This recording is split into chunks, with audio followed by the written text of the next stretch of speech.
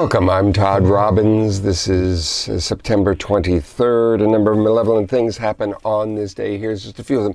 You'll hear kind of rumbling in the background there, another voice. That is the instruction that my son, the heir to the Robbins fortune, Phineas Taylor Robbins, is getting. He's doing the remote learning thing because there's a flu going around or some sort of hoax going around that's keeping kids out of school. Moving right along to other darkness here on this day, September 23rd, like I say. Back in this day in 1780, the British Major John Andre, he drops a dime on Benedict Arnold, saying that what Arnold had done, giving the plans to West Point, that's right, West Point, to the British. And in doing so, his name is forever synonymous with being a traitor. On this day in 1912 was the first Mack Sennett comedy, Keystone Comedy. Mack Sennett was an innovator in regard to comedy on film.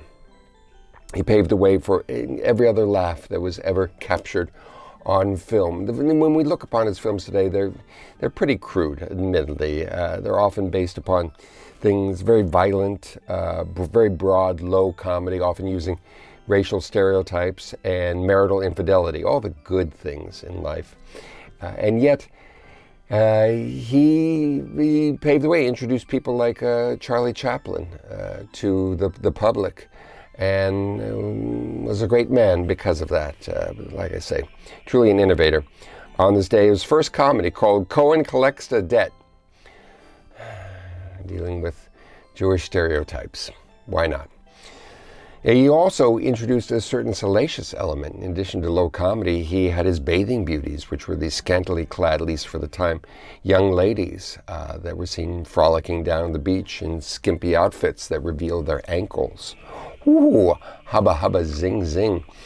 Moving right along, 1941, in Auschwitz concentration camp, they tried something for the first time, killing people with gas. And that became a thing. In 1952, the undefeated boxer Rocky Marciano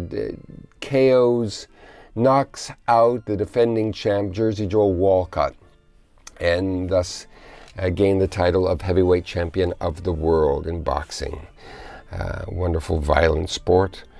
1957, a mob of white people caused 9 African-American students enrolled in Little Rock Central High School in Arkansas to withdraw, to flee for their lives.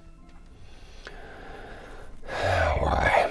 And on a more positive note of darkness, in 1962, it was the first full-color TV series premiered on ABC. It was the animated series The Jetsons, that wonderful, joyous, forward-looking series. I still want my flying car. I'm waiting.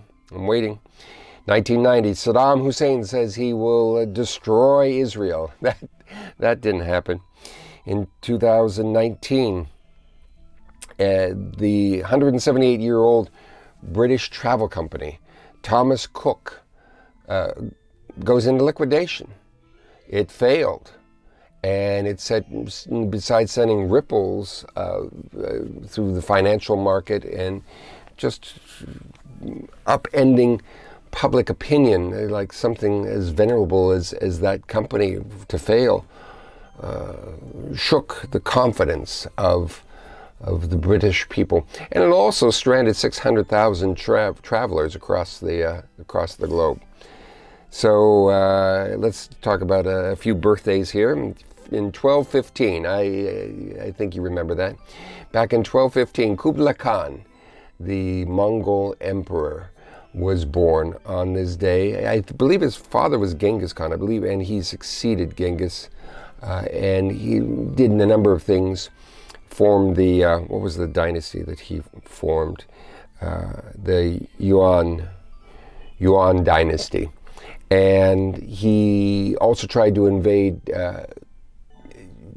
Japan with a huge fleet of like 3,500 ships, and a typhoon, hurricane came through and took care of that. And that didn't happen. Born on this day, Kublai Khan. Also born on this day in 1838, Victoria Woodhull, one of the great characters of the 19th century. She was a very progressive woman. She was a financier on Wall Street when that was not done by women. She was a suffragette. She believed in equality. She believed in free love. Woo-hoo-hoo. And she also ran for president. She was the first female candidate for the presidency, a small political party, and it didn't do much, didn't make much impact, and yet she was the first. She was also a suffragette and kind of nutty in a number of ways. One of the great characters. If you don't know Victoria Woodhull and her sister Tennessee Chalfin, by all means look them up. They added so much to the 19th century. On this day, in 1869, is another woman who made an impact. Her name was Mary Mallon. Probably name doesn't sound familiar to you. It doesn't ring a bell, as they say, but her nickname probably does. Typhoid Mary is what she was called, because she was an asymptomatic carrier of typhoid fever. Very relevant to today on what's going on, because since she worked in the homes of wealthy people as a cook, and ended up probably killing more than 50 people, infecting them with typhoid. They ended up killing them, infecting even more with it that survived. And since she had no symptoms, she just thought it was all a hoax, that she was being arrested and quarantined. Sounds familiar, doesn't it? Yeah. Mary Mallon, Typhoid Mary, born on this day in 1869. There's a couple other birthdays. Actually, let's talk about death, shall we? Why not? Always. There's a couple of notable deaths on this day. There's a few folks. Teresa Lewis, who was a murderess. She died on this day in 2010. We'll talk more about her at another date, and I may do a little something about her on Abnormalcy, my wonderful podcast, which if you haven't listened to, why haven't you listened to it? You should listen to it, Abnormalcy. It's on places like iTunes and iTunes.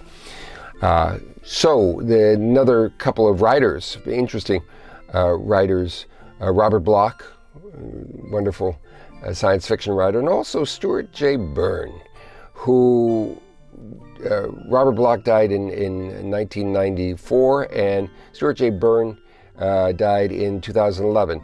Bloch was 77, and Byrne was 97, and he sort of spans the whole birth of the sci-fi writing genre. Yes, I know Jules Verne and H.G. Wells before him, and yet as a popular form of